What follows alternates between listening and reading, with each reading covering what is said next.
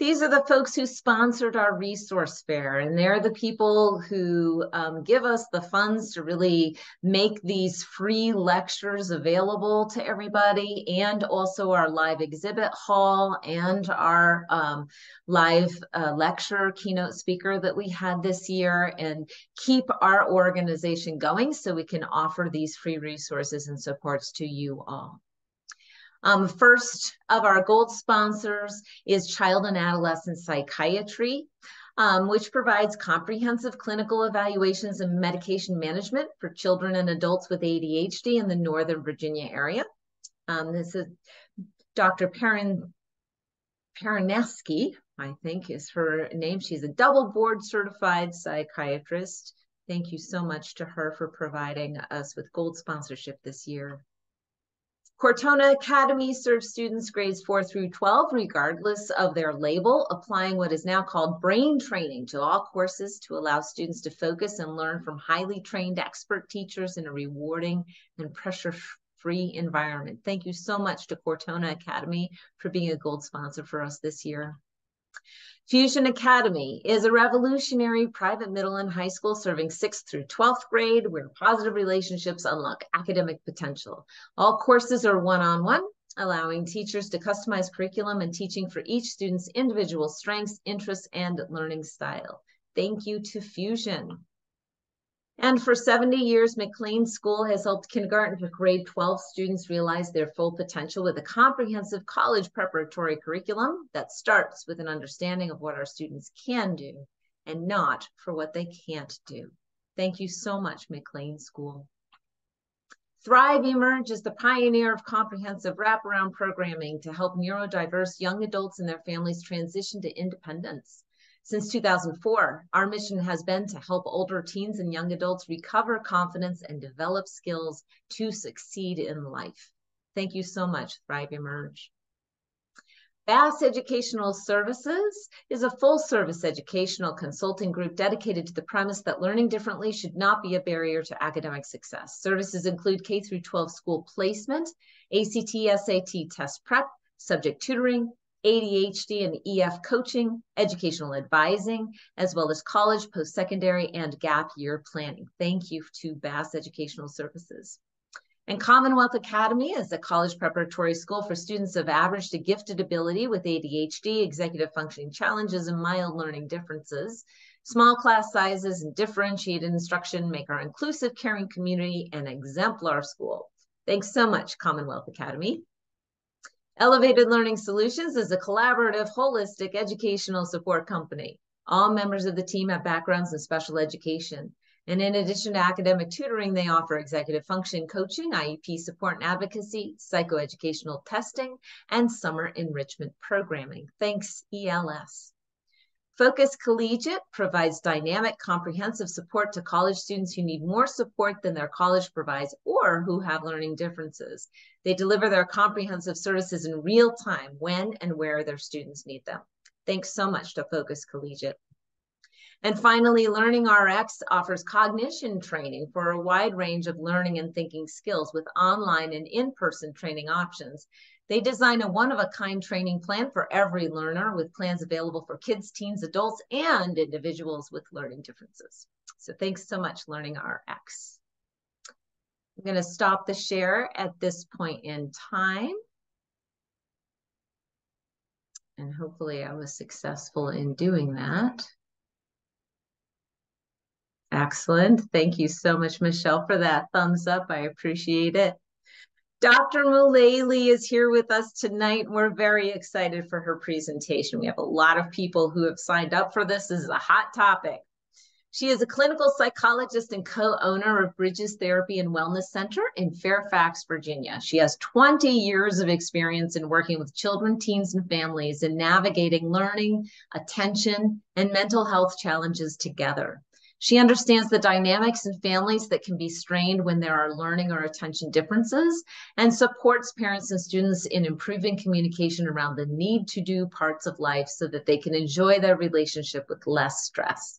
Dr. Mullaley provides therapy and psychological evaluation services for teens and adults takes a whole person lifestyle approach to mental health, and she currently specializes in treating those impacted by relationship and identity concerns and those who have suffered traumatic events in their lives. We are so pleased to welcome you here tonight. Thank you so much, Dr. Mullaley. I'm going to let you take the floor. Thank you. Thank you so much for having me, Terry, and for Chad, and for all of you for taking your time tonight after a busy day of work and school and whatever else you were doing to kind of be here with us tonight to talk a little bit more about the topic of the night, which has to do with the interplay between diagnosing ADHD and anxiety and trauma. So I'm going to do my best. If you can be patient with me for just a second to share my screen, and then we'll kind of jump right in. So hopefully that looks like it's working, which is good. And there we go. Okay. So great to see you again. Thanks for coming tonight. And thanks, Chad, for having me as part of the lecture series for ADHD Awareness Month. And I'm really excited to talk about this topic tonight because it's one that even professionals often struggle with. And so for parents and families and people who may be or know or care about somebody with ADHD, as well as for professionals, there's some things to hopefully take away tonight. And we really want to focus tonight on assessment and treatment, but mostly we're going to focus on assessment of anxiety and trauma as it may relate to ADHD symptoms, or sometimes things that look like ADHD and may not be. So that's kind of the interplay we're going to do tonight. And now, there we go.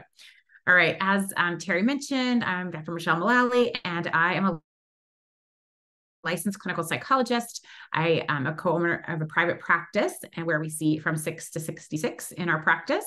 And I do balance therapy and testing and parent work and collaboration with other schools and practices in the work that I do. I used to work actually at a special ed school where we really focus on individuals with learning differences and ADHD and some behavior regulation challenges before moving into private practice. So I have that experience in that school milieu, where many people with ADHD are first kind of identified as challenged by self-regulation or focus in some way. And so we're going to talk first about some symptoms that might sound familiar to you if you're here tonight. So those symptoms are being inattentive or easily distracted, which is really the number one thing that parents notice, families, doctors, et cetera, teachers, that bring their child or adult in for testing. And that I'm going to come from a diagnostic perspective. That can be during testing, but it also can be just in the course of getting any kind of therapy or assessment. Part of what a therapist is also doing is kind of assessing and diagnosing as they go, so they know how to provide interventions. And so these are the symptoms that often bring people in, right? So the inattention, distractibility, unable to stay focused, which is getting in the way of learning, or it's getting in the way of behavior. It's causing difficulties holding information in mind in order to follow through with them, which, you know, if you've ever asked your child to go upstairs and pick up 3 things to bring back down, and they come down with 1 or 2, or they don't come down at all because they're upstairs playing with the Legos they saw in their room.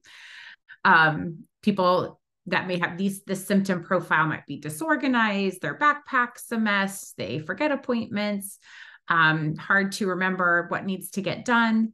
And then on the more behavioral side, they may be really active. Their behavior may kind of be all over the place. One of our staff tested somebody this week, and she said, I think he sat down 6 minutes of the entire hours of testing because this person just couldn't regulate themselves in that way. So fidgety. And then sometimes irritability, some kind of snippiness can come out, or low threshold for irritation, and challenges with sleep. So I'm going to guess that these are familiar to most of you. And for some reason, my little clicker's not working. There it is. So what does this sound like to you? Probably sounds like ADHD. And for many people, that is the first thought in their head about what that diagnosis might be if someone were to walk into my office or into a school, or if you happen to be married to somebody who has ADHD, you might notice those features and say, gosh, I think I know what's going on here. And you might be right, but you might not be. So for a minute, we're going to talk about what kinds of interventions. If we go, oh gosh, that person, ADHD, I don't even need to go for an evaluation. I can tell what's happening. So let's put some interventions in place. things that you might do that we know are effective for people with ADHD. Quick summary, not exhaustive. Are in the environments, things like preferential seating, where they're near someone who can prompt them or kind of help them get refocused in a classroom, visual reminders, trackers, calendars that are in the front so they can see what needs to get done, reducing distractions, sometimes with like a study carrel or sitting facing away from their favorite people in a classroom. Not having a lot of clutter in the space around them. And this is true for adults as well, that they function better when they're able to have their environment be pretty only what's needed in it. Opportunities for exercise, movements, outlets. So those are some environmental things that we can do to support individuals with ADHD. Also, executive coaching and or therapy can be really helpful for people with ADHD. Learning strategies like how to remind themselves, how to get back off task and notice when get back on task and even notice when they're off task. Things like using calendars, reminders, working backwards, executive functioning kinds of skills, and being able to understand the impact of whether it's inattention or impulsivity and on their relationships and on their daily functioning so that they can put together strategies. So coaching and therapy can help provide some of that. And then medication and nutrition is another way that we often support individuals with ADHD. Stimulant medication, we know, has the strongest support in the literature for being able to make the most bang for your buck in terms of a bigger and noticeable impact on ADHD symptoms in particular, but there are also non-stimulant medications, excuse me.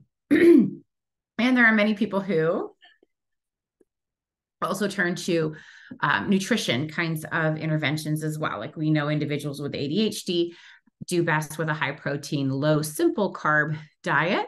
And things like fish oil and omega-3 that help with the cognitive efficiency. So again, not an exhaustive list, but this probably sounds familiar if you know someone with ADHD about the kinds of strategies that may have been put in place. But what happens if what looked like ADHD isn't really ADHD, or maybe not only ADHD, that there may be something else going on? And that's what we're going to talk about tonight. So we're going to focus on anxiety and trauma, although ADHD is comorbid, which is our lingo for occurs with other challenges or diagnoses. But we're going to focus tonight on anxiety and trauma. So first, what is anxiety? Anxiety is fear or worry about an imagined or real danger. It does not have to be a real danger. And in fact, most of the time when we're feeling anxious about something, it could be something that threatens something about our life. Like if we have to give a talk or a test, they could threaten our success or how people view us. If we have to go give a talk like this, if we're afraid of flying, that could actually have a real or imagined threat to that. There's lots of things that can cause anxiety, and it's a normal emotion. It doesn't become a disorder until it's causing some significant distress or impairment in functioning. We all feel anxious sometimes. When we are anxious, it's kind of a biological alarm or alert system that kind of goes off when some unconscious or subconscious way we perceive, we perceive that there's some kind of a threat. So our body starts to activate and come to a higher level of alertness and arousal, which is good. We're really glad we have this kind of system in place to alert us and to help us. It's adaptive if there really is a threat. If a lion back in the day was really chasing us, we would need to get our body pumped up so that we could like run away from that lion and get up a tree.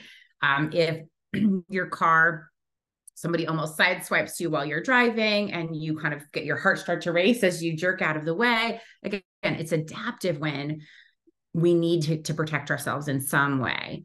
But it becomes anxiety when that is less helpful to us, when in the absence of threats like that, we still have the same reaction, or we still feel like something dangerous or something bad could happen that's looming. And that becomes not so adaptive, and it takes up a lot of our resources internally. Some of what that can look like. And I'm going to focus a bit more on children and teens because I think that's what brings many folks here, but I also am aware, and please feel free to put in the chat if there's some questions about how to translate some of this information for adults.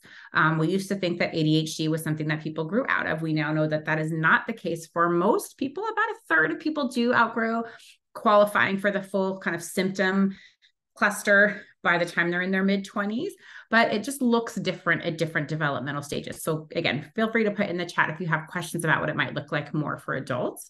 But generally, anxiety looks like preoccupation with worries or fears, right? It takes up a lot of headspace to be worried about how you're going to do at school, or if your peers like you, or if you've made a mistake, or what you're going to talk about when you have to give your lecture or your talk in front of the class. It's often intrusive. It comes when we do not want it. We are trying to focus on something else, but we cannot, because these other thoughts keep coming in. There are sometimes unhelpful thoughts, and sometimes they're not rational thoughts. And we even know they're not rational thoughts, but we can't necessarily stop them anyway. That's how intrusive they can feel. And what it does is it takes our attention away from focusing on the present, learning in class, driving, being present for a conversation you're having with someone, because you're kind of in here mentally, absorbed in your thoughts. It comes emotionally with a lot of fear, right? Nervousness, worrying, agitation, feeling overwhelmed, like I just can't do one more thing or kind of take one more thing right now, which can make people kind of crabby and irritable. Other symptoms are physiological symptoms. So that elevated heart rate, shallow breathing, which is why we take deep breaths when we're trying to calm and we're kind of trying to change our physiological system. Tension and agitation in our body. When we have a lot of anxiety and stress, you probably get locked up a little bit in your back, or notice that you're just more tense and restless, and difficulty sleeping. You may begin to notice that there's some overlap from that initial symptom list that we talked about and this anxiety list. And then behaviorally, anxiety can look like a lot more things than it shows up on here. So I have avoidance because we tend to avoid the things that cause us to feel anxious. If you don't like to fly because that makes you feel anxious, you're just not going to fly. You're going to choose vacations where you can drive. Compulsive behavior, which are things that we do that help us feel more in control and less anxious, even though they often don't do anything to actually reduce the risk or the perceived danger. So that's kind of a little bit of what anxiety looks like. And here you can see how there's some overlap between ADHD and anxiety in the way it may look to other people. So on that ADHD side, we have that focus difficulty, difficulty following through with instructions, hyperactivity, kind of for kids that can be like intruding or interrupting, some of that planning and organizational challenges. And often ADHD kids crave novelty. Like what's new is kind of interesting. And that's what gets their attention, which is kind of the opposite for anxiety. People with anxiety tend to like things to be a little more predictable and calm. That helps them feel often safer and kind of less to be vigilant about. And the anxiety can be over a lot of different kinds of things. They're generally out of control, out of proportion, and not easy to control. And it becomes a disorder when it's causing significant distress or impairment in an area of life. We all get anxiety, again, about everyday things, and that's fine and normal. But if you notice this center section, if somebody comes into my office and these are the things they're talking about, it would be really easy to say, well, this looks like ADHD, concentration problems, sleep problems, thoughts kind of going everywhere other than where they're supposed to be, impulsive responses, being off task, restless, and irritable. And so it's really on me as a clinician, or on any clinician or parent, to notice, or doctor, these other symptoms that would help pull towards one side or the other, or to see where there is overlap. And there absolutely is and can be overlap.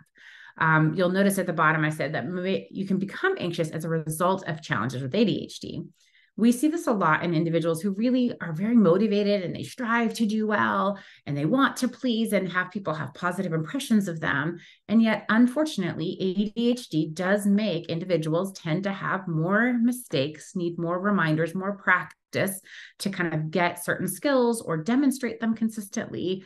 And that can really put a blow on someone's sense of self when, like, oh, I forgot to turn the page over and do the back half of my test. I didn't carry my math problems accurately because I got distracted, or I didn't finish the last step. I was sent upstairs to go get some things and I came down without them. So I'm getting corrected. And so those corrections, or those little hits and dings to our desire to try to do the right thing, really can impact then and create some anxiety and almost mistrust in yourself. I don't know that I'm going to try my best, and I still can't be guaranteed that I will have done what I know I can do. And that can really be difficult and may resonate with some of you if you do struggle with anxiety primary, and then we have what we call anxiety as a secondary symptom in this case. We're going to come back to anxiety, but I want to also talk about trauma, which is kind of an extreme form of anxiety that is the result of something that has happened to somebody or multiple things. So trauma is an event, a series of events, circumstances, situations that is experienced by someone as harmful in some way, or life-threatening in some way, or physically or emotionally harmful. And I have experienced highlighted because trauma is not the thing that happened. It's not the hurricane or the car accident or the abuse that happened. It is the subjective experience of the person who's experienced it. Well, I just said the same thing twice, of what that meant to them, what that felt like for them. And something to be traumatic, even though a lot of times people don't describe certain instances with that word, but the fact that it has lasting adverse effects on their functioning tells us it actually was trauma. Again, whether people choose to use that word or not, or recognize it as such, if it has a lasting impact on the way we feel, the way our body responds, the way that we believe about ourselves and relationships and our cognitive and brain functions, it's probably trauma. And so what we also know about trauma is that childhood trauma, especially the earlier and more repeated, and chronic trauma, the longer it goes on, both have the most significant impact on the person's functioning over time, and it has a direct impact on their brain functioning. We're going to talk about how and why that happens in just a couple minutes. But first, I want to talk about what are some of the symptoms of somebody who's been through a lot of trauma. They may also meet the criteria for post-traumatic stress disorder.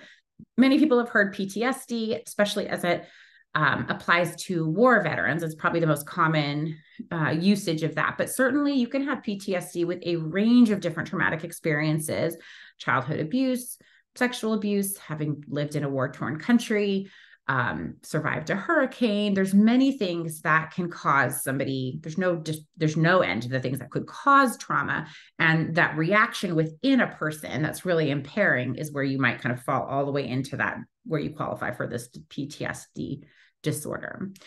And here are some of the symptoms of having had a lot of trauma: hypervigilance to threat, always looking for the next thing that's going to hurt you. So if you're looking out here for the next thing that could harm you, you're not looking at the board and you're not listening to your teacher, and you can't hear your parents are even saying. People become preoccupied to the point about the things related to any cues or triggers, or worries about it happening again. So again, really focused internally on what those experiences are. They often have intrusive memories or fears if those traumatic events happened after a certain age, where they can have some pretty solid memories of those.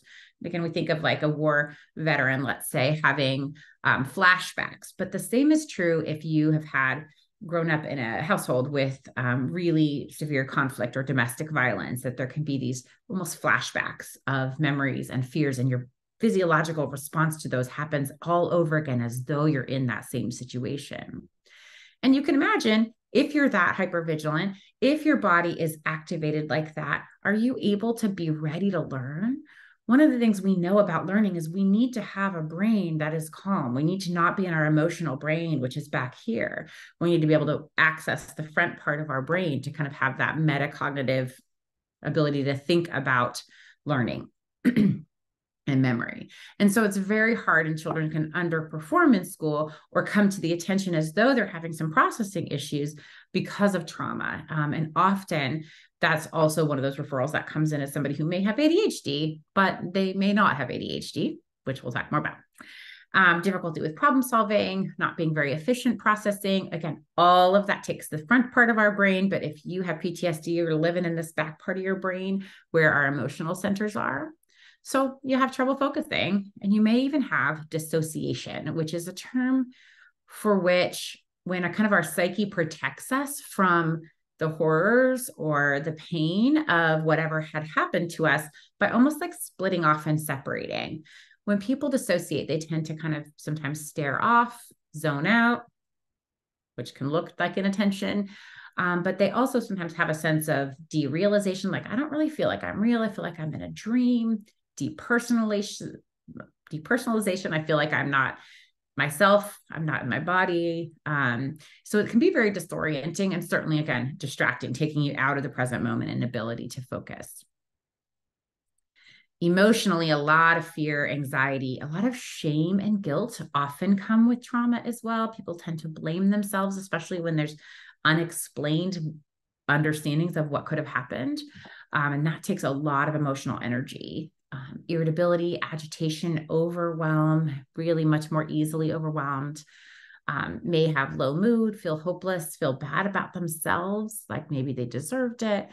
Helpless to help themselves in the situation that they are in or were in.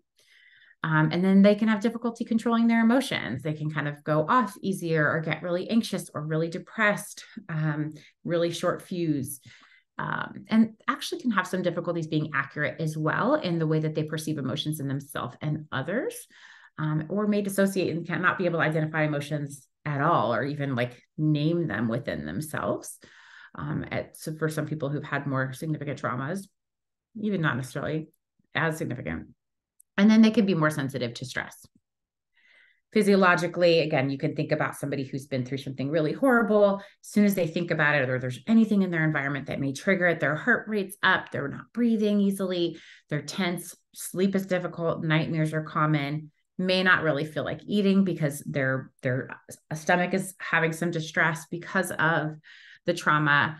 And we actually know that after prolonged stress, that we have a weaker immune system. And I had some slides in here that I took out about ACEs study, which is a study about adverse childhood events that we see over the lifespan for people who've had early childhood trauma or throughout their childhood, that they have more autoimmune and medical issues and earlier death, even if there's been a lot of trauma. That's how much it impacts our immune system. And we actually have a smaller brain size as a result. Behaviorally, what that can look like when someone has trauma is poor behavioral self-regulation, which can look like hyperactivity, regressed behavior or immaturity, which we also know that individuals with ADHD as children sometimes lag socially or emotionally a year or two. So that kind of immaturity can show up. There may be trouble with social withdrawal, like it's just too scary or too overwhelming to engage with other people, or in an age-appropriate manner.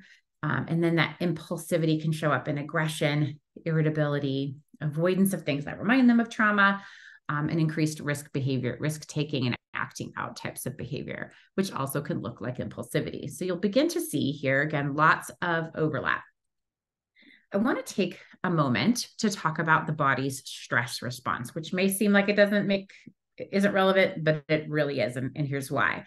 When we've had a lot of stress and trauma, our body, again, has this really great adaptive response where it tells our adrenal glands and our amygdala in the back of our brain to detect all the time. We're paying attention. We all are to a little bit of a degree, but if we've had trauma, we're paying attention all the time for threat and scary things that could be happening in our environment.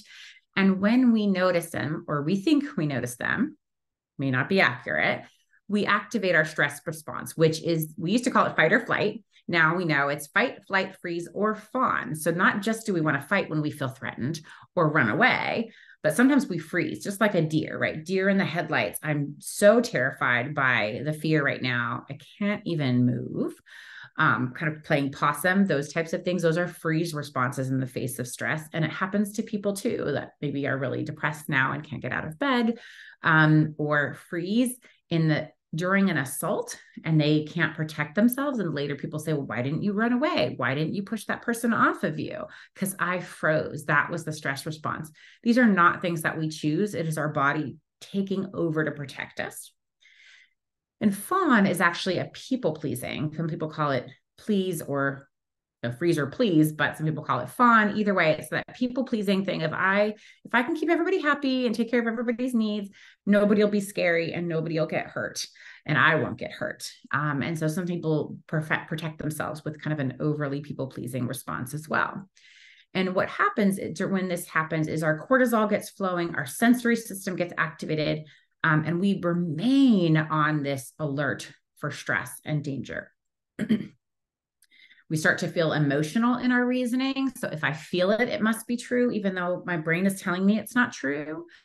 And we have those physical symptoms, respiration, heart rate, because we're trying to flee. We got to run. We got to run or we got to fight, or freeze or fawn.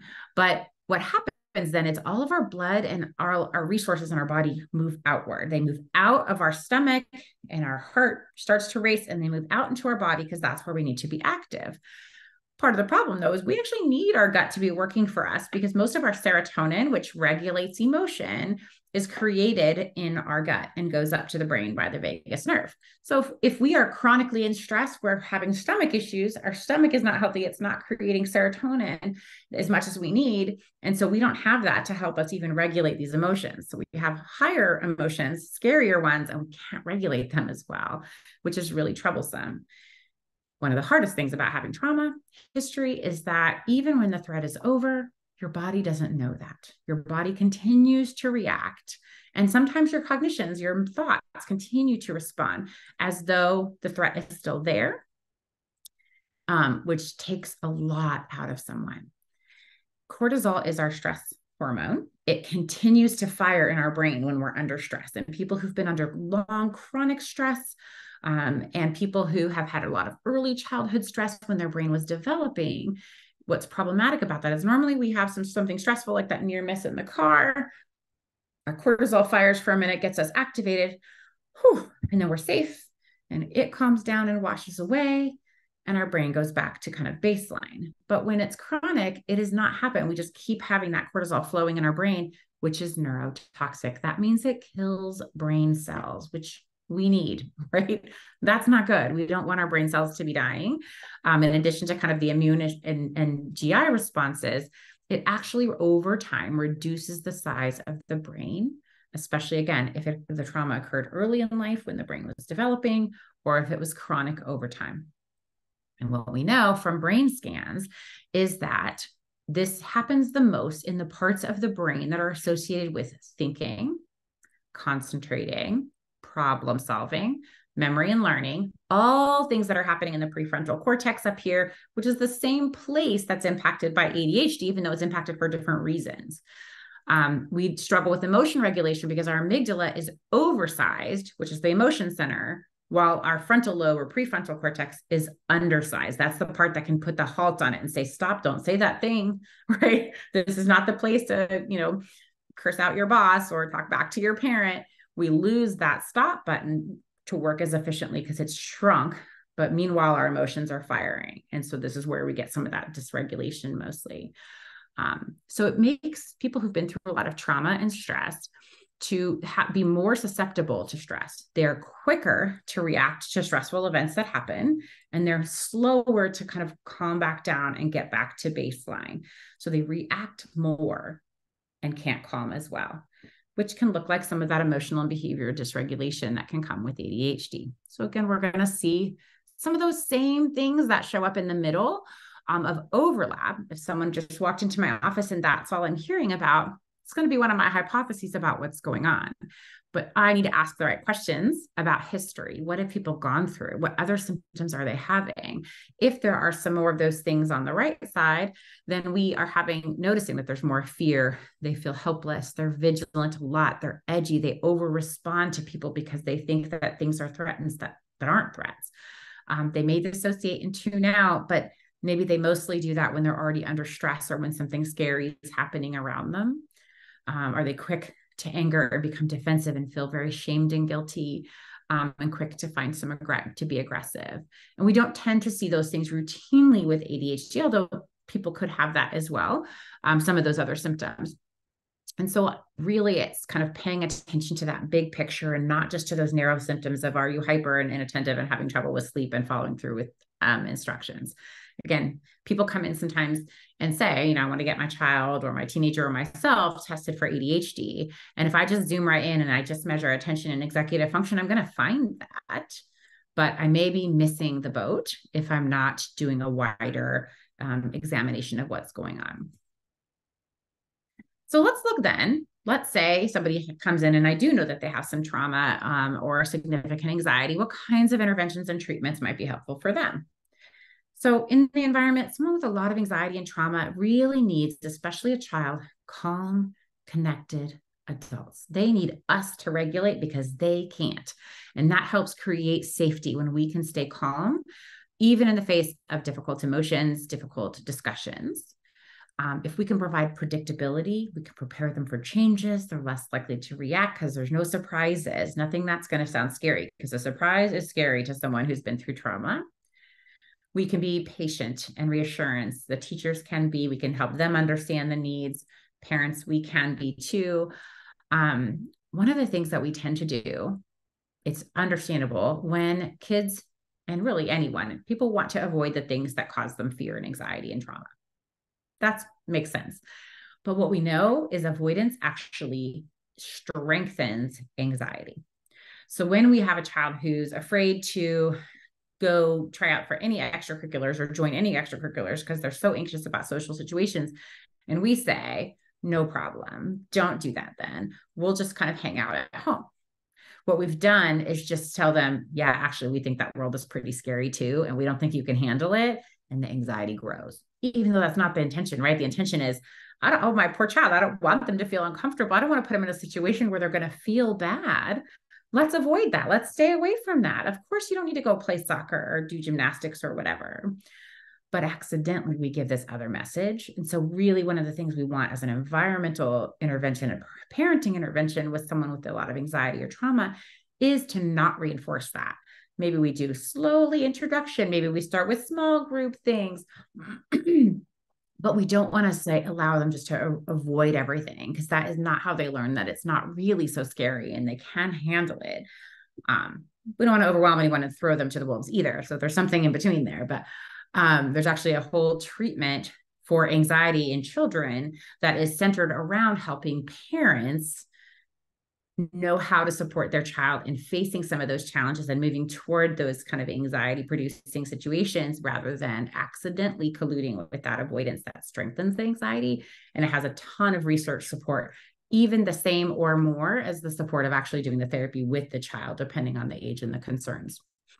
And opportunities for exercise. This is really good because it gets the good kind of chemicals in our brain and body going if someone's got some anxiety and trauma. I'm so sorry. One moment. Therapy makes so much sense, right? For someone who might have some anxiety and trauma, we want to help them learn to understand where the anxiety comes from, what thoughts are associated with that, what emotions, what behaviors, make connections between what happened to them before and their feelings and symptoms now, and to recognize that what happened before isn't happening now. And so we can try some different ways of thinking, feeling, and behaving. How to reframe thoughts that are not so helpful, practice soothing, deep breath, mindfulness, meditation, any kinds of strategies that release oxytocin, which washes away cortisol, which we don't want too much of if we're not in the middle of a crisis.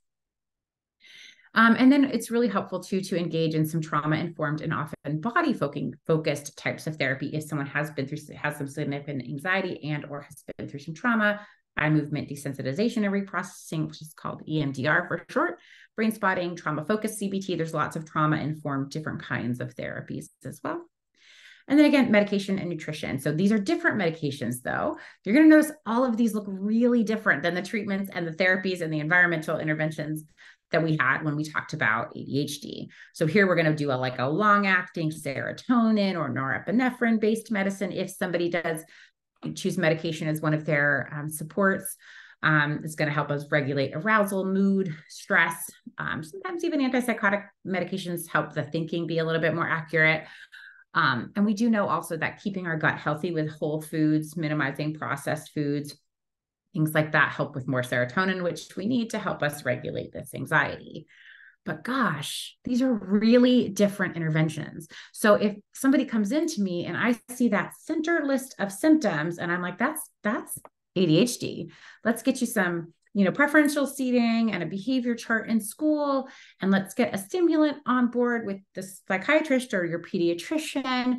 And let's kind of learn some self-regulation strategies. I've missed this boat of what this child really needed. They needed calm and predictability and connection. Not that all kids don't need that, because all kids do need that. They need a totally different kind of therapy, a totally different kind of medication. And so that's a really troubling missed opportunity. And I see it. I've seen it happen. I've seen kids come in having been on stimulant medications for a period of time and come to get tested. And it turns out it was really significant anxiety, or nobody considered the fact that they left a domestic abuse situation from when that child was 2 to 7 years old. And so their brain is not functioning like a child who didn't experience that. And without that piece of the puzzle, the interventions weren't working. So that's an example of where somebody has diagnosed ADHD, which is missing the part that involves anxiety or trauma. And usually that happens when a few different things happen. One is if the parents, when they're coming in to talk about what's going on with your child, or yourself, again, if this is you like seeking treatment and diagnosis for yourself, underreport or don't report some of the earlier childhood or the chronic stressors that have been going on, or traumas.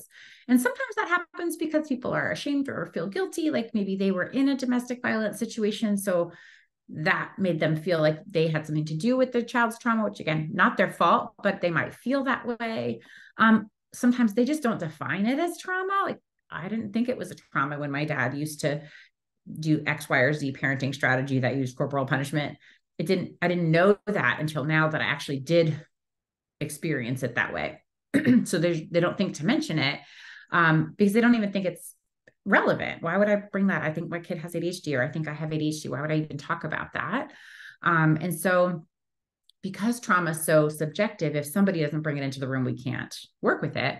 But then it's also on clinicians like me, psychologists, therapists, psychiatrists, and doctors to ask the right questions about the history and other social and emotional situations in someone's life, emotions, reactions, what's worked, what hasn't worked, what are the timelines by which different symptoms occurred. And it's where sometimes people will come in for an ADHD evaluation and we'll do a broader history. And they're kind of like, well, why do we need to talk about that? I just want to get my child some help in school, which is understandable. And so we need to do some educating about why we're asking about a broader history. So we make sure we don't miss this, because it's going to point us in completely the wrong direction if we do. And sometimes the fact that the symptoms do overlap and co-occur really can make it hard to tease out.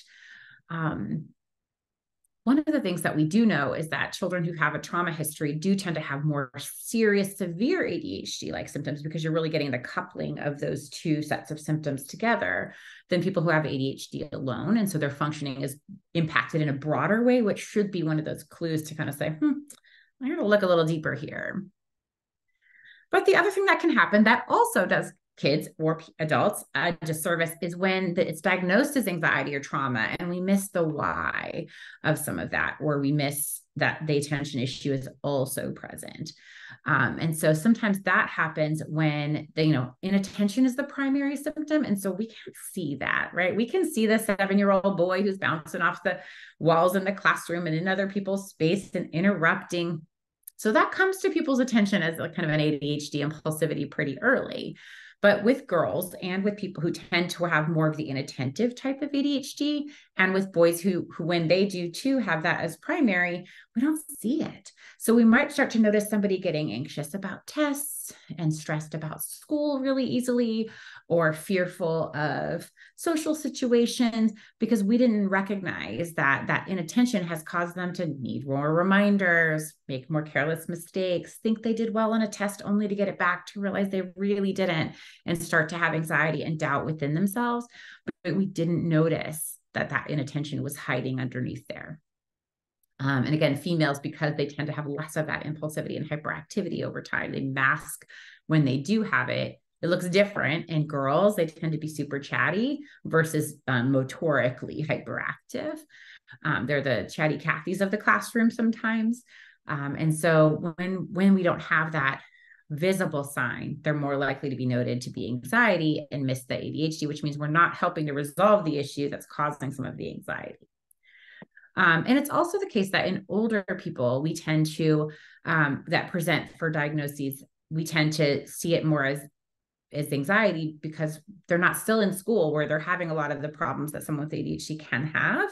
So it shows up in kind of different ways. But again, ADHD is not a childhood disorder. It really it does go for many people throughout the lifespan, just looks differently at different developmental stages. And so we as clinicians might kind of go, well, if they had that, they would have gotten that diagnosis ages ago. This must be anxiety, or look for that trauma piece. But the problem is, if we have the wrong diagnosis, then we have the wrong interventions too. So what happens when we say, okay, let's, throw those stimulant medications and some executive coaching and a 504 plan at a child who really has trauma? Well, one thing is it won't work, right? There's a lot of time, effort, money, professionals, parents. That child is wanting some relief and they're not getting it. It's not going to work because we're not providing intervention to the right points and in the right way. Or it might work a little, but gosh, what works for Johnny over here is not working for Jane for whatever reason. Sometimes they make the symptoms worse. So if we get very behavioral around someone who has a lot of anxiety, we may really, or has a lot of trauma, they're not going to respond in the same way to those interventions and may actually feel so invalidated or misunderstood, let's say, that their symptoms get worse. Or let's say we put somebody, have a psychiatrist that's understandably saying, I have ADHD in front of me, so I'm going to go ahead and prescribe a stimulant. And what happens is the child gets more anxious and dysregulated, even to the point of aggression or having big meltdowns later in the day, because some kids have that response anyway to stimulants if they're prone to some anxiety. But if you have trauma or already are prone to anxiety, now you've made it's gotten worse. Well, that's the last thing any of us want for our family member or those individuals that we support. And one of the hardest things is it delays getting the right treatment, right? So when I worked with somebody who had anxiety, but they thought it was ADHD for 7 years and they were on stimulant, but the testing does not show any of the ADHD. Now they've taken that much longer to actually get in therapy and learn some calming strategies or some CBT strategies to manage that anxiety. And that's really painful and unfortunate for that person. And this is like the key. This is the page of why it's important to make sure we have the right diagnosis. But can you have both? Absolutely. You can have anxiety, trauma, ADHD, and any combination of those things. You can have, as you can see from this little Venn diagram, sometimes people have been through some traumatic stuff. Sometimes people have been through much bigger, even traumatic stuff, and they can have the diagnosis or not quite meet the PTSD diagnosis, and any combination thereof. So when we're assessing, we really need to be looking at all the possibilities that could be going on so that we're addressing the right symptoms for this person. So here's a few ways that they look so similar that they get mixed up, or that can come from multiple different etiologies or sources. So people in both situations who have ADHD and have anxiety or trauma are more likely to have challenges with making careless mistakes, those kinds of needing reminders that creates the secondary anxiety. As I talked a little bit earlier about, there's some changes to the brain that causes an overactive stress response or fight or flight response. So they're more overreactive, more sensitive to things that happen to them. So they experience things that are traumatic that the person next to them might not experience as traumatic. And they have a harder time coming down and calming after challenging or difficult or distressing events.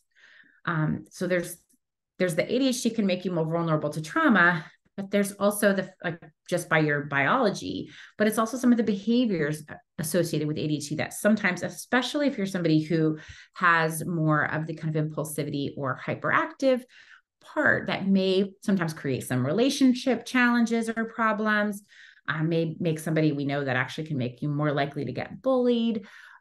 It can make it harder from a parenting perspective. If you have a child that has ADHD and you have a child who doesn't, you may notice that they sometimes can try your patience a little more because you have to do more reminding. And didn't I ask you to do that? And I told you to do that. And come back and sit down here. We're working on your homework right now. So as parents, it's harder to stay kind of calm and regulated in the face of somebody who has higher needs and maybe pushes the boundaries and limits a little bit more. And people with impulsivity do tend to have more accidents in cars, in sports, start out into the street. And so they have other things that could create some trauma situations as well. And so those are some of the ways that they can overlap kind of bi-directionally, if that makes sense. If they're both present, though, there's some things that help both, right? So I talked about the different things that we do for ADHD, the different things we do for anxiety and trauma, and they look pretty different, but there are some things that are pretty universal that will help both conditions or both sets of symptoms. And one of those is just having consistency and predictability. Routine helps to make it feel safer and more predictable. And it also helps, even though sometimes people with ADHD like some novelty, it isn't how they are the most productive. And so having more consistency helps with that productivity. Accommodations in both environments can help. So whether that's, preferential seating or extra time or opportunity for breaks or movement for the ADHD, but for the emotional side, or for the PTSD or anxiety time, it may be able to kind of put their head down, to take some deep breaths or do some calming strategies, having a coping card of things they can do, extended time, small group testing, see the counselor. So different kinds of supports in school. Lifestyle modifications helps really all of us. So exercise, having good sleep hygiene and routines, making sure we get enough of it, and learning some calming ways like deep breathing, mindfulness, meditation, anything that you do that helps bring down the kind of body's activation and arousal. Building relationships helps really everyone, including people with ADHD and trauma. And so really, as parents, as providers, as people who care about individuals who are struggling with either one or both of these, having safe, predictable, calm relationships that are based on connection, having support people that you can talk to and get you some sort of help if you need it, having some control. And control doesn't mean controlling. It means having appropriate control based on your developmental age. So if you've got a 7-year-old who's dealing with some of things, kind of saying, do you want to get your PJs on before or after we brush your teeth, right? So when someone's littler and as you're older, those look different, but having a sense of control helps both feel a little bit more confident, and just building on strengths. Everybody has them, and building on those and helping recognize when we make it through a hard thing helps to build that resiliency and that confidence that we can make it through, and it becomes a little bit less stressful. So what can we do to make sure we do get the right diagnosis? So one thing to do is, if you notice that someone's being, your child or you or anyone's being treated for ADHD and you don't really notice a decrease in their symptoms, it's not getting better, it's even getting worse, you are a collaborator in your treatment. And if you are seeing someone who isn't including you as a collaborator, then you maybe want to see somebody different, because your feedback is part of that loop about what works and doesn't work, about how to make tweaks in the treatment or the intervention plan. And you coming in and saying, it's not working, can we look at what else is going on? Maybe the thing that helps somebody kind of go, well, you know what, let's dig a little deeper. Tell me a little bit about this part of early life. Tell me a little bit about anxiety and how they respond to stress, and go a little deeper. If you suspect as a parent or as yourself that there's some anxiety, that you think back and you're like, gosh, I wouldn't have described that stuff that happened to me in childhood as trauma, but it still affects me. It shakes me still. I get distressed when I think about it. Bring it up to your doctor, seek some help for that too, because you want to be able to address those earlier symptoms and the symptoms of trauma. So you want to include those in the treatment, but you also then want to make sure that that's getting weighed in when you look at the diagnosis, and trust your instincts. So a lot of times people, there are certain subcategories of people who tend to have this happen even more, where the professionals will say, this is what's going on, and not always listen, or don't listen the first time. So keep noticing when it doesn't feel right, either that provider or the news that you're getting, the diagnosis, the treatment, something doesn't feel right. Like, trust that about yourself and for your family. And keep asking questions. Go, let me find out what the teacher is seeing. Let me find out what the coach is seeing. Let me bring this to the doctor because something doesn't feel right. Let me talk to the therapist about this because I feel like we're missing something here. And just know that you always have that right to be your advocate and be your child's advocate as well. And then for some people, not for everyone, like not everybody who has ADHD needs an evaluation. that's a formal testing evaluation. Not everybody who has anxiety or trauma does either. But if you're having trouble teasing out what's what and what are the best next steps, it may make sense to do a psychological evaluation with a licensed psychologist. And so what that looks like is somebody who's a clinical psychologist, which is my background, or school psychologists. They can work in clinics, private practice, different environments, hospitals, can do an evaluation that really involves standardized tests. So it's comparing 7-year-old boys to other 7-year-old boys. So you're getting a real measurement of how normal or typical is mine or my child's behavior, cognition, attention, anxiety. So you're measuring it, and that helps to provide some clarity, because it is not just subjective for you, like what you notice, it's compared to other people too. So you really do get a sense of what's typical. And then, so anxiety, ADHD, trauma, all can be assessed for, among other things, right? So it could be ADHD, and could be like learning disabilities, could be depression. There's a lot of other things, autism, that can interweave with, look like, or co-occur with ADHD, anxiety, and trauma. The goals of testing, sometimes people just think that the goal is diagnosis. And I will agree that that is an important goal of doing some testing. Sometimes you come out with one, sometimes multiple diagnoses, sometimes you come out with no diagnoses at all, but the testing is still really valuable for these other reasons. One is you understand more about what is contributing to whatever the symptoms are that are troubling somebody, so that you can address them better, understand them better, respond to them with empathy in ways that make sense logically. And then the more you understand for yourself, or parents for your children, how someone thinks, how they feel, how they cope, how they perceive the world, what's going on in their relationships and how they view them and how they respond to them, what are their strengths and how can we use those to overcome some of these challenges, the more you're able to be a supportive, compassionate, empathic person for them, or if it's for yourself. So many times when I'm delivering a diagnosis at the end of an evaluation process, sometimes parents worry that, oh, my child's going to feel bad if they have a diagnosis, or I don't know if I have a diagnosis, how I'm going to feel about that.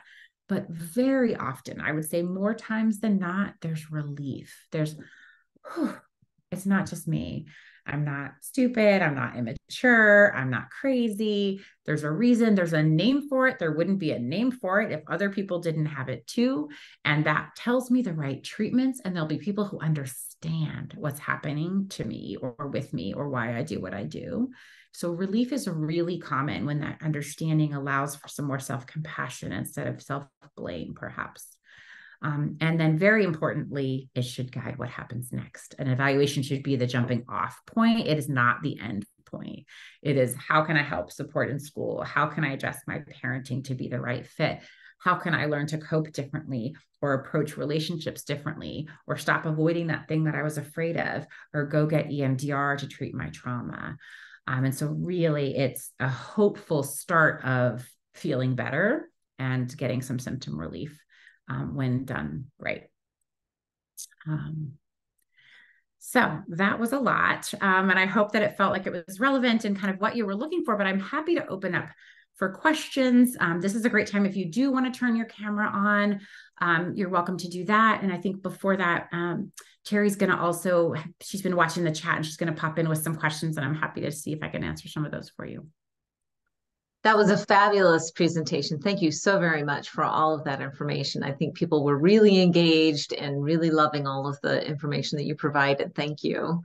Great, thank you. Yeah, there were a lot of questions, okay, and they kind of were coming from all different places. So I'm going to do my best to kind of consolidate and maybe pick the questions that I think might be most relevant to what you can speak to. And forgive me if I don't ask somebody's question. I apologize to whoever you are out there whose question that I missed, because I'm not sure we'll have time to talk about everybody's questions. But here's a really big one, and this spans several different questions. There were a lot of questions about, well, what is the right treatment? Mm-hmm. So what is the right treatment if there's ADHD plus anxiety plus trauma? What is the right treatment if there's a traumatic brain injury on top of ADHD and anxiety? What is the right treatment if it's anxiety primarily related to work stuff plus ADHD stuff? So like a lot of different specific, well, what if there's this combination of things? Then what's the right treatment? So how is there, I wondered if there was a global answer to that globalish question, or if it really is there's a specific treatment for each of these things. Yeah, that's a really great question. And ADHD does co-occur with so many things. So it depends, right? Is the answer. But what I would say is it depends on what's causing the most distress and disturbance in day-to-day life. So if there's ADHD and a lot of work stress, but the ADHD is causing the work stress because you're missing deadlines and you're not proofreading your report before you send it in, or you forgot to show up to appointments because of your calendaring challenges, then I want to have that ADHD get addressed first and foremost. And we could also throw in some coping skills to manage stress or communication skills to talk to the boss about that, let's say. Whereas if someone's having like trauma and ADHD, again, those go together so much, but often the trauma is going to be causing more impairment than the ADHD. So I may start there. But I really would let also the client lead. Like, yeah, I know I need to be more organized, and I know I get forgetful about my appointments, but what's really causing me trouble is every time I come home, I'm so anxious about everything that's been so scary out in the world. I just want to go to sleep. It's just exhausting me. So we need to make the world feel less scary, or you can't follow through on any of the interventions for the ADHD. So it's kind of it depends what the client's needing, I would say, first and foremost, or the child. Yeah, so treatment targeted to the presenting symptoms that are most distressing to the client. Yes. Okay, well, that makes sense. So another question related to that then would be, how do we define, or how do you determine what trauma is? So an example that was given is separation from a birth parent for a child who was adopted. Like, is that trauma? How do we define trauma? Or how does a psychologist, psychotherapist define trauma? Yeah, again, it's the subjective reaction. So not every child, there's actually a term for that, developmental trauma, that is a result of, we also call it relinquishment trauma, the trauma of being separated from the person whose body carried you, and you know their rhythm and their voice and their heartbeat. And all of a sudden you come out into a cold world and you never hear those again. And you're separated and held by people who you don't recognize their smells and their sounds and so that is a trauma. Absolutely. For many people, but because trauma is subjective, I can't say that that's traumatic for everyone. But there are attachment-based and trauma, like adoption-based traumas that impact people, for some people, throughout their life, and it impacts their relationships and their sense of self and their sense of belonging and their self-regulation. And so for that individual, because so much of it comes back to that relinquishment trauma, that's trauma. But there are many other people who are adopted who never struggle with those same questions about themselves, or feelings of not being worthy because their birth mom didn't, for whatever reason, gave them up or had to give them up or didn't love them, whatever the meaning is that they're making of that. They didn't make that. They thought, well, I have actually several adopted individuals on my caseload. And for some, they did the right thing for me. They couldn't care for me. It wasn't safe. They did this out of love, and they feel love, and that doesn't affect them in the same way as the person who feels like they didn't love me enough. I must not be good enough. And so that is a very different experience. So again, always letting the client's subjective experience guide that, even if they never use the word trauma. The fact that someone's parent used really physical discipline, and even within one family, someone might have used really physical discipline and their sibling had similar physical discipline, and feels like, well, back in the day, belts and hairbrushes and those were used and it was just discipline. And someone's like, I was abused. Yeah. They're both right, because it was both of their experiences. Does that that is a really helpful way of framing it. Helpful for me, and I'm a psychologist and a therapist, so very helpful for me to hear you present it that way. There was another question, and this is a very specific, maybe a shorter answer question, I don't know. Somebody who was wondering about, stress resulting in shrinkage of the frontal lobe. Is that reversible? Yes and no. So not so quick, but yes, in general, our brains are neuroplastic, which means we can create new brain connections, new neural connections. There's things that call like nerves or, neurons that fire together, wire together. We create new experiences that are positive, healing, adaptive experiences, and our brain grows in that way. It's why when people are older and they say you should keep doing crossword puzzles so your brain doesn't shrink, right? Or you keep using your cognitions. At all ages, we can continue to develop in the brain. It is, the older we get, the less neuroplastic our brain is. So the earlier we put some interventions in place, the better. But that's why people from, traumatic brain injuries can recover as well. So the brain is pretty amazing. And sometimes what we learn to do is compensate for the parts that we can't kind of recreate. But yes, there's definitely hope, and there's definitely ways in which we learn, our brain becomes calmer and we have new positive experiences that can grow and develop. Thank goodness, right? Thank goodness. Absolutely. Part of our jobs, right?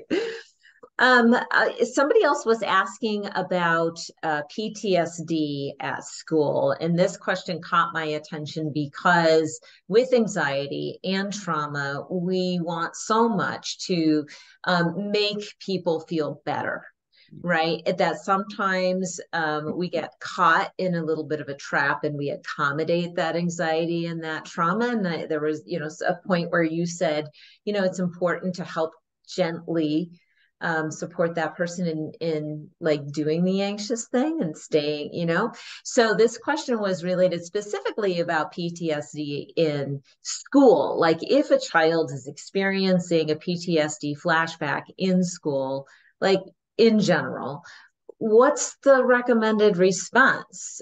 Should they be encouraging the child to like supportively to work it through it and stay at school? Should we try? What's your thought about that? Yeah, I would say it kind of depends a little bit on the child's coping skills. Some kids, we can put some things in place where when they're having these symptoms, they can flash a card, we call it a flash pass, and go see the counselor, or they can raise their hand and just, that's the teacher's cue to know I'm going to put my head down and I'm going to try to practice those breathing skills that my counselor taught me how to do. So some kids can kind of regroup and reground and recenter in the class to remain available to keep learning. Others may need a little bit more support. So maybe that flash pass takes you to the counselor. You guys work together on some coping skills with the goal of getting back into the classroom. You go to the nurse's office to lay down or to take your short-acting anxiety medicine. So it's where that team approach really is so critical, because the teacher can't do all the supporting and still teach the other 20 kids or whoever in the classroom. And so depending on the child's level of independence with some of that self-soothing, the counselor, the nurse, the parents, the outside therapist, all can be a great team together to decide on what are the kind of steps. One of the things to not collude with the avoidance is to do as close to the classroom as you can, and to get somebody back in the classroom as soon as they're able to be available for learning again. Because yes, I'm having a terrible stress. I'm having a lot of anxiety. I'm having a lot of flashbacks. I need to go home. Well, guess what? They're going to learn, not consciously. It's not a manipulation, but the brain and body learns, ooh, if I have those panic attacks at school, I get to go home where I'm by my mom and I feel safer and I'm in my bed and I'm doing the things that make my body feel calm, and the body learns to keep doing that. And so we don't want to accidentally support that. And so it's something that we call it secondary gain, right? We don't want a child to have secondary gain from those symptoms because it'll strengthen the symptoms. And that's not what we want to do. And so you also refer to coping cards. Mm-hmm. Could you give us a little bit more information? Folks were asking about, like, what are those? Where can I get those? Yeah, you make them. So what they are is something that, let's say when I used to work in schools or when I would work with a young person, we would kind of say, what can you do if you have that flashback, you're starting to have a panic attack, all you want to do is cry and run out of that classroom because a peer said something mean and it reminded you of the horrible thing that your grandparent used to say to you, like whatever, right? What can you do? Okay, well, I can ask my teacher if I can go back and listen to music for a few minutes because that distracts me. I can put my head down and take a few breaths. I can read my book for a few minutes. I can do some visual imagery. And so it's making that card together. And often, like, when I didn't work at a school, I would work with a school counselor, like, what are things that are possible in your environment? Sometimes there's a little reading corner in the back of the class, but sometimes there's not. And we have to come up with different strategies. So it's really very individualized. Kind of, I will give it to a child and you have that coping card to refer to if that happens in the class. Because what happens was we can talk all day long about what to do, but when someone's in that moment, they can't generalize, they can't remember because they're too flooded and overwhelmed. So we want to have a cue and a reminder for them, or even have their teacher say, it looks like you could use your coping card right now. Why don't you go into the back of the class with your coping card and figure out what you can do? And so it's that really individualizing that. So it's just the term I really use, but I've heard schools use it as well in terms of some strategies. Neat. Very cool. Very cool. There was a question that just got posted. A parent has a child with ADHD and anxiety, and they feel that he has PDA as well. Although I'm going to acknowledge that I don't really know necessarily what they mean by PDA. And they are indicating that they treat with meds for both ADHD and anxiety. His behavior is getting worse at home. He sees a therapist, but not a specialist for Asperger's. And they're wondering if they should consider someone different. And they're just learning more about the PDA, pathological demand avoidance is what they're talking about. But I guess the center of that question is really around, like, when should you consider another therapist? Do you need a specialist for some particular diagnoses? Is that necessary? Yeah, I mean, if you're not seeing progress, one of two things, right? One is go back in and say, we're not seeing progress. What do we need to do differently? It's getting worse at home. And if you're kind of we're just going to stay the course and keep doing the same thing. Like, some things do get worse before they get better, right? When you have somebody who's doing a certain behavior and we put together something in place to try to help that behavior go away, sometimes the behavior gets worse, right? We call that an extinction burst. And so sometimes it does get worse before it gets better. So talk it through, because some things that absolutely make sense that it's going to get worse first. They don't like those new limits and rules. But other things, if it's not getting better and it doesn't have some good logic behind why it's not getting better, ask, it's hard to start with a new therapist, right? That's not an easy thing to do. So I would always encourage first to just be an advocate first and talk about, what can we do differently? Is this something you've worked with before? And if there's no movement, yes, sometimes you just do need to find somebody who's more of a specialist. And people who work with, and there's is actually, fortunately, kind of exploding with practices and clinicians who specialize in working with neurodiverse individuals, so ADHD and autism, because there is a lot of overlap, even though there's also a lot of differences. PDA is one of those. So what that means is pathological demand avoidance, as somebody mentioned.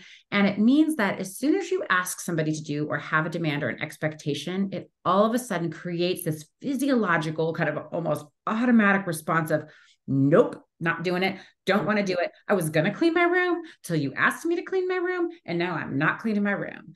And it can be the littlest thing, the biggest thing, but it really makes parenting so challenging, because you have to ask your child to do things, right? Clean their room, eat their dinner, take a bath, not hit their brother. Like, we have to do that. But as soon as we do that, we get that pushback, which leaves, as a parent, you feeling very powerless. Like, how do I do this parenting thing in the face of constant pushback? And so asking, does your provider kind of have some experience with that?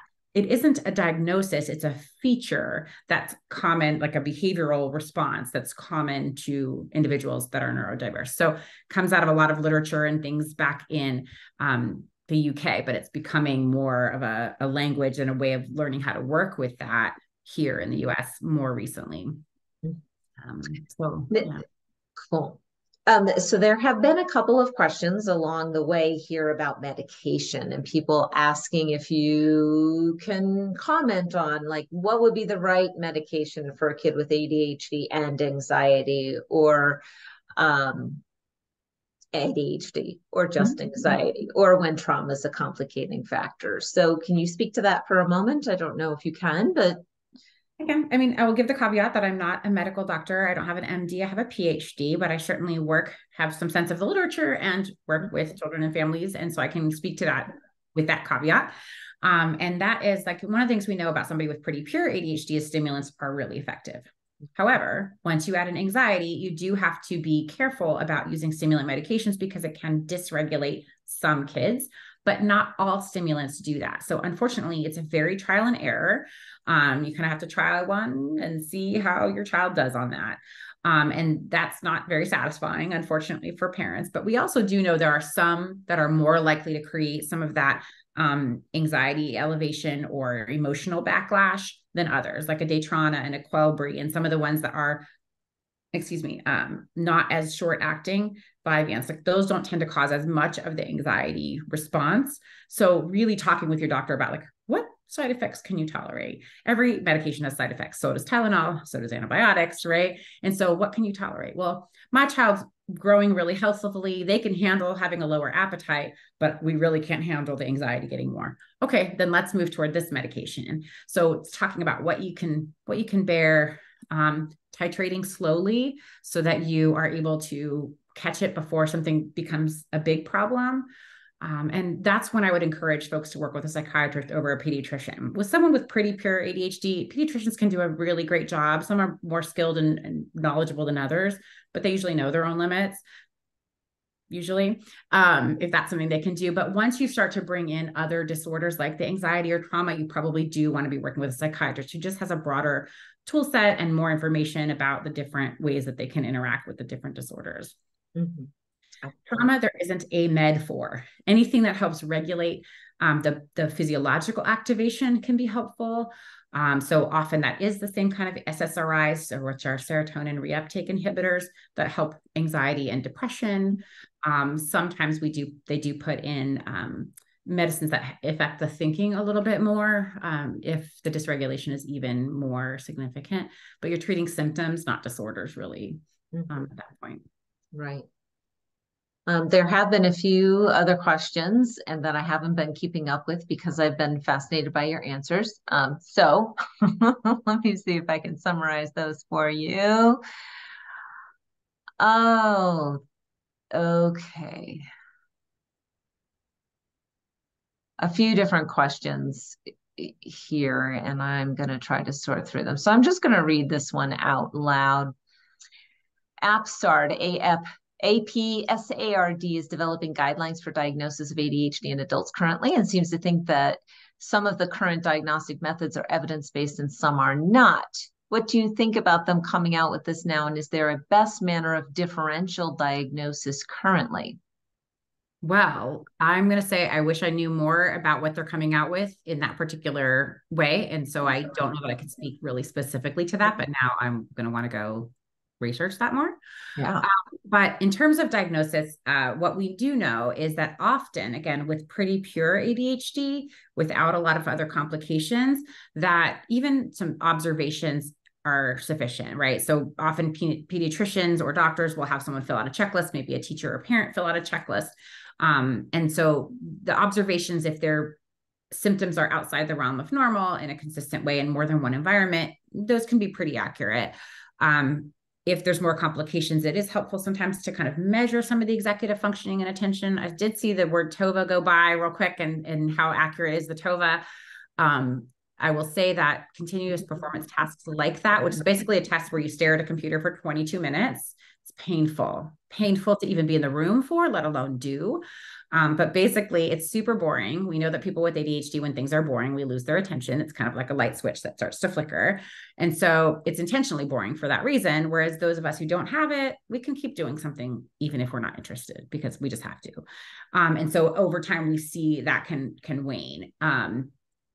It can be accurate, but it's not always accurate. It's the most accurate of the different continuous performance tasks, but it can overdiagnose and it can underdiagnose. So you really always want to have, if you're going to do some testing, you need to have multiple collateral sources that are showing the same patterns, because we actually know that people who we just talked about, right, have anxiety can have poor attention too. Sometimes anxiety actually helps people with ADHD if the anxiety is primary because they want to do so bad, so well. So they want to do well so badly that it kind of raises the salience of an importance of what they're doing. So their attention comes back on for a little while, but that's sustainable for 22 minutes but it's not sustainable for 7 hours of the school day necessarily. So I don't know if that's answering that. Again, I can't speak to that particular organization's recommendations right now, but there is a movement away from some of the testing. But unfortunately, the people who provide services and accommodations continue to require it. And so it puts parents kind of in a bind, right? Do I do that testing that, I mean, I kind of already know my child has ADHD, but the college requires college or adult measures to document the negative educational impact. And so I need to do this to get my child accommodations. It's a tough situation. We haven't caught up yet. Yeah. So for all of you out there who are still listening, there was a link to that, the reference to those guidelines that are being developed that was posted by one of our participants tonight. There is also a link that was posted at Chad link that provides some resources for medications and recommendations for that. And then I guess my final sort of comment, which I think will be quick because you just talked about it, is a person who said that they have all the symptoms of ADHD, went and did the evaluation that included, or went and did the TOVA, and the TOVA was normal.